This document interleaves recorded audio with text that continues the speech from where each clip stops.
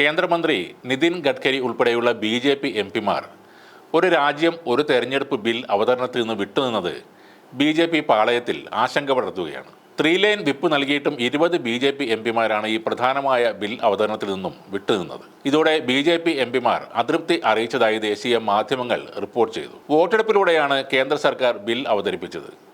വോട്ടെടുപ്പിൽ നിന്ന് വിട്ടുനിന്ന എംപിമാർക്കെല്ലാം BJP നേതൃത്വം കാരണം കാണിക്കൽ നോട്ടീസും നൽകിയിട്ടുണ്ട്. ജ്യോതിരാദിത്യ സിന്ധ്യ, ശന്തനു താക്കൂർ, ജഗദാംബിക പാൽ, DY രാഘവേന്ദ്ര, വിജയ് ഭാഗേൽ, ഉദയരാജ് ഭോസലെ, ജഗന്നാഥ് സർക്കാർ, ജയന്ത് കുമാർ റോയ്, V സോമണ്ണ, ചിന്താമണി മഹാരാജ് തുടങ്ങിയ എംപിമാരാണ് ഈ വോട്ടെടുപ്പിൽ നിന്നും വിട്ടുനിന്നവർ. വോട്ടെടുപ്പിൽ മുഴുവൻ എംപിമാരും അവരുടെ പങ്കാളിത്തം ഉറപ്പുവരുത്തണമെന്ന് നേതൃത്വം പ്രതിനിധികളെ നേരത്തെ അറിയിച്ചിരുന്നതാണ്.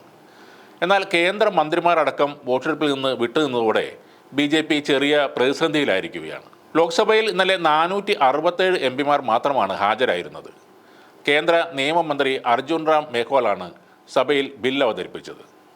ലോക്സഭയിൽ ഹാജരായിരുന്ന 269 എംപിമാർ മാത്രമാണ് ഒരു രാജ്യം ഒരു തെരഞ്ഞെടുപ്പ് ബില്ലിനെ പിന്തുണച്ചുകൊണ്ട് വോട്ട് ചെയ്തത്.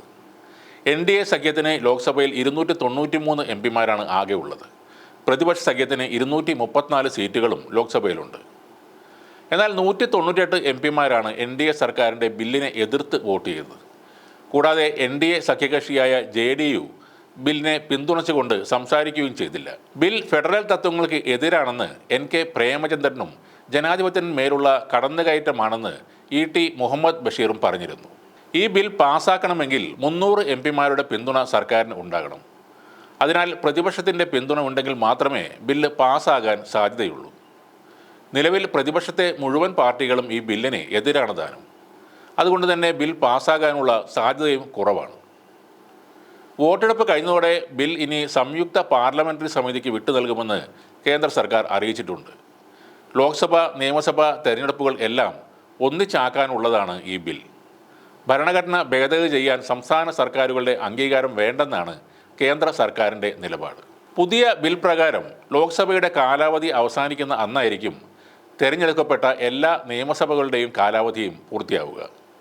അതായത് 2029 ലോക്സഭാ തെരഞ്ഞെടുപ്പ് മുതലാണ് ഒരു രാജ്യം ഒരു തെരഞ്ഞെടുപ്പ് നടപ്പാക്കി തുടങ്ങുന്നതെങ്കിൽ 2029 ശേഷം നിയമസഭാ തെരഞ്ഞെടുപ്പ് നടക്കുന്ന, അതായത് 2029 ലോക്സഭാ തെരഞ്ഞെടുപ്പ് മുതലാണ് ഒരു രാജ്യം ഒരു തെരഞ്ഞെടുപ്പ് നടപ്പാക്കി തുടങ്ങുന്നതെങ്കിൽ 2029 ശേഷം നിയമസഭാ തെരഞ്ഞെടുപ്പ് നടക്കുന്ന എല്ലാ നിയമസഭകളുടെയും കാലാവധി 2034 തന്നെ പൂർത്തിയാകും.